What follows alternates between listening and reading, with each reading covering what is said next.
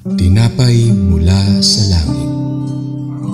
A daily morning devotion with CRC Family.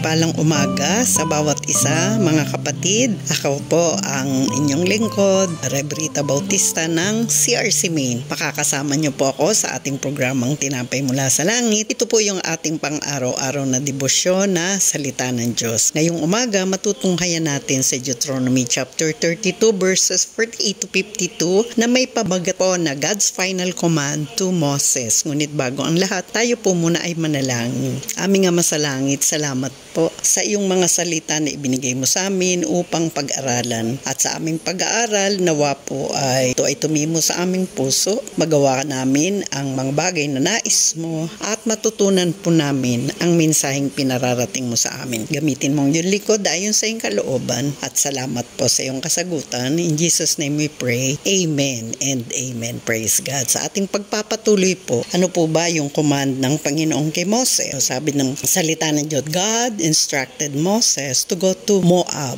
climb Mount Nebo across from Jericho and look out across the land of Canaan, the promised land. But Moses would only see it from a distance. He would die there, never stepping into the land God has promised. So ang instruction ng Panginoon kay Moses ay umakyat sa bundok ng Nebo at tingnan yung lugar across doon sa land ng Canaan. Pangako kasi ito ng Panginoon, pero makikita lang niya from a distance at doon na rin siya mamamatay at hindi siya nabigyan ng pagkakataon sa pangakong lupa or sa promised land na bigay ng Panginoon. May apat na bagay po tayong pag-isipan, pagnilayan at pag-aralan. Ano po ba yung apat na bagay ito? Number 1, ang kasalanan po ni Moses ay disobey niya ang ating Panginoon. Sabi ng Panginoon sa kanya sa Numbers 20 verse 10 to 11, kausapin mo yung bato at lalabas ang tubig. Pero si Moses hindi niya kinausap. 2 beses niyang hinampas ito at nagalit siya, parang hindi nabigyan dito. Actually, hindi talaga nabigyan ng glory ang Lord. Na-fail niya ang Panginoon dito na ipakita na yung tubig galing sa Panginoon, hindi sa kanya. So, pangalawa, may consequence yung kanyang disobedience. Hindi siya sumunod So may consequence yun. Dahil dun sa act of obedience na ginawa niya, dumating ang judgment kay Moses. Hindi siya napayagan na makapasok sa lupang pangako sa Numbers 20 verse 12. Maski pa gaano pa kagaling, kaamo, kapakumbaba ang servant, lahat tayo ay hindi exempted sa consequence ng disobedience. Pangatlo, God's compassionate heart sa kabila ng failure ni Moses, but still pinakita pa rin sa kanya, natanaw niya, dito nagre-reflect ang kahabagan ng Diyos, yung compassion niya, na maski tayo dinidisiplina, yung pag-ibig niya ay nananatili.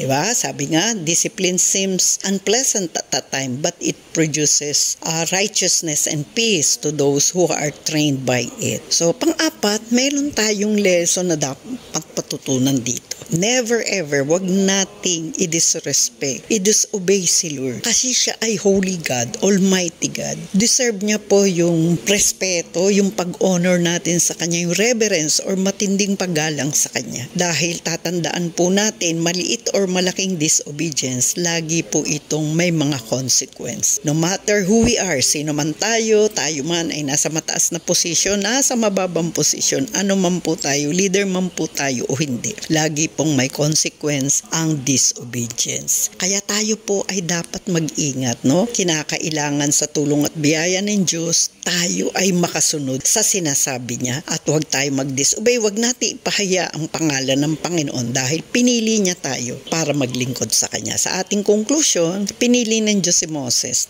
Tinili rin tayo to be a vessel for His glory. Yun ang kalooban ni Lord for His glory, hindi doon sa kahihiyan ng pangalan ng Panginoon. Ingatan natin na huwag tayong madala sa galit, sa bitterness na nagdadala ito sa disobedience. Magpili tayo ng tulong sa Lord na mamuhay tayo ng may reverence before God. Kasi sovereign God siya. Pagsunod natin sa Kanyang kalooban, sa Kanyang utos ng buong puso. Dahil pag na-fail natin na gawin ito, ay hindi natin matatanggap yung pangakong inihanda sa atin ng Panginoon. So may kasabihan nga, obedience is better than sacrifice. So patuloy nating i-honor ang ating Panginoon sa ating buhay buong puso, faithfully and fearfully. Huwag po nating hayaan madala tayo ng emisyon, ng galit or inis, kundi tayo ay magtiwala at sumunod sa ating Ama sa Langit. Tayo po ay manalangin. Aming Ama sa Langit, salamat po sa mensaheng pinagkaloob mo at salamat din sa mga katuroang binibigay mo sa amin sa araw-araw. Sa umaga pong ito, amin pong dalangin ang bansa namin na dumadaan sa mga challenges. Alam mo po ang buong katotohanan at patuloy naming hinihiling ang iyong mga kamay ay sumaaming lahat sa bansang Pilipinas. Ikaw po lamang ang makapagbabago sa bawat isa. Ikaw po lamang ang may kapangyarihan na mapagbago sa puso ng mga hari or sino mang nasa posisyon. Tulungan mo rin ang iyong iglesia na patuloy na manalangin, magtiwala sa iyo na malaki po ang iyong magagawa. Kaya maraming salamat po sa umagang ito,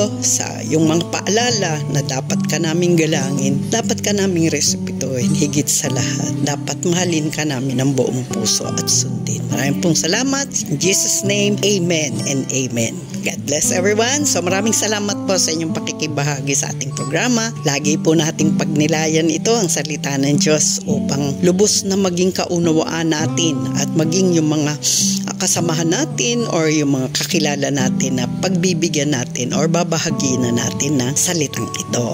Okay po? Sa programang Tinapay Mula sa Langit, malaya po natin itong i-share video na ito at upang mapagpala ang bawat isa. Pagpalain po tayong lahat ng ating mahal na Panginoon at ito po ang inyong lingkod, Reverend Rita Bautista, ang nagsasabing God bless us all.